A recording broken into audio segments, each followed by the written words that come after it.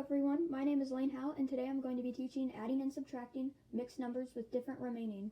So first I'm going to start out with adding because that kind of just gets us the basis down for later. So right now we have 2 and 9/12 and 4 and 5/8.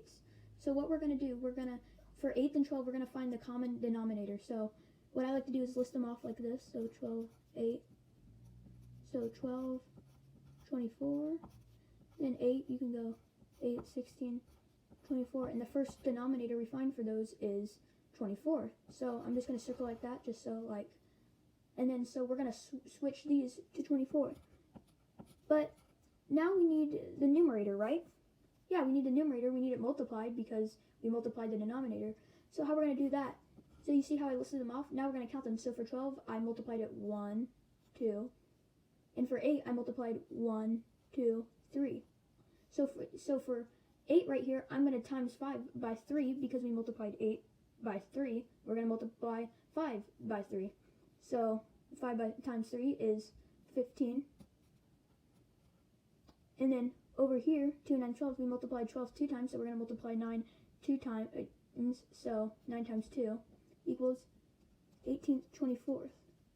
So now that we have these numbers right here, I'm going to show you what to do next. So now we're going to add these two together. So what's 18 plus 15? So add the two 10s together, you get 20, and then 8 plus 5 is 13, so we get 33, right? So that would equal 33 over 24th. Now, we just wanted to kind of divide this, and we're going to have a remainder. So that would be 1 and 9 24th. So 33 over 24th is 1 and 9th 24th, right? So now that we have that, we're going to add, you remember this 2 and this 4 up here? We're going to add those two. So 2 plus 4 equals 6, and then 1 and 9 24th plus 6 equals 7 and 9 24th. So that's how you do it. So now we're on to subtraction of mixed numbers with different remaining. And at the beginning of this, we have basically the same rules as we do with addition. So we find the least common denominator. So 5 and 6. So 5, 10, 15, 20, 25, and 30. And for 6, we do 6, 12, 18, 24, and then 30.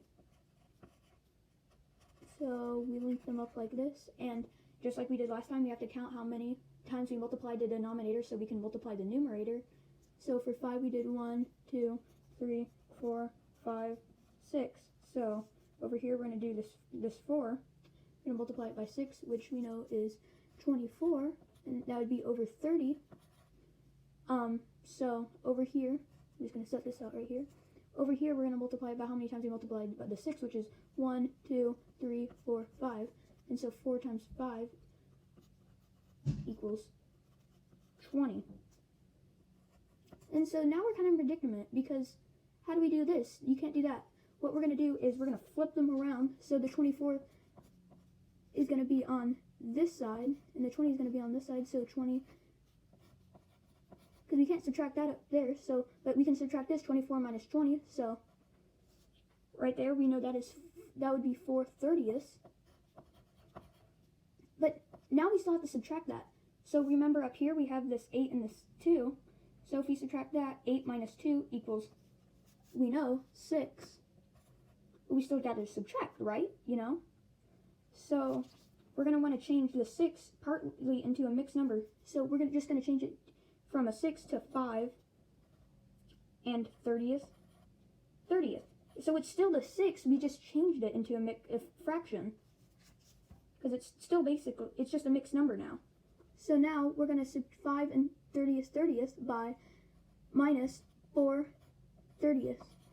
And 30 minus 4 is 26. Equals 26 over 30, right there. And so now we just want to add the 5 back. So equals 5 and 26 30th. That's how you do subtraction.